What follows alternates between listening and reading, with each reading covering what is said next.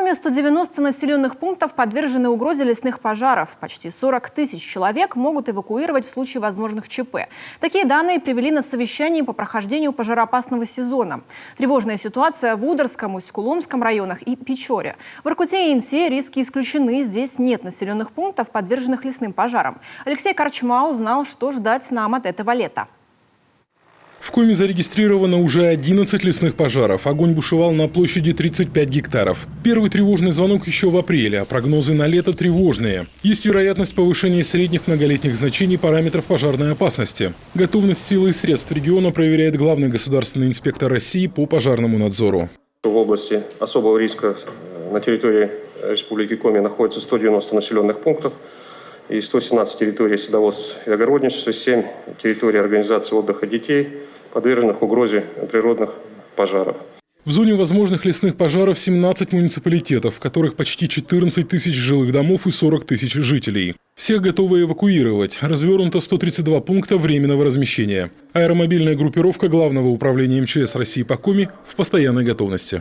Благополучное прохождение пожароопасного сезона является одной из важнейших задач правительства региона.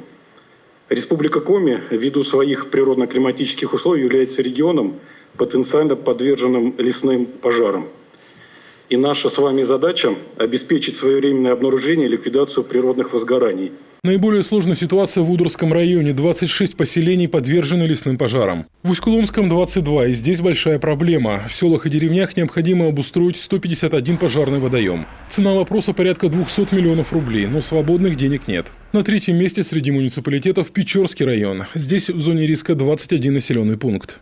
На сегодняшний день проверки проведены в отношении 111 населенных пунктов, подверженных угрозе лесных пожаров, что составляет 58% от их общего количества. В ходе проверок выявлено 156 нарушений и в 66 населенных пунктов. К административной ответственности привлечено 11 должностных лиц органов местного самоуправления. Как отметил Алексей Пархомович, относительно спокойная ситуация прогнозируется в Воркуте и Инте, где нет ни одного поселения, подверженного угрозе лесных пожаров.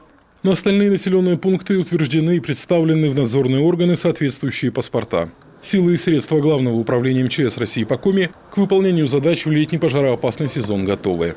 Алексей Корчма, Вячеслав Беспалов, телеканал Юрган.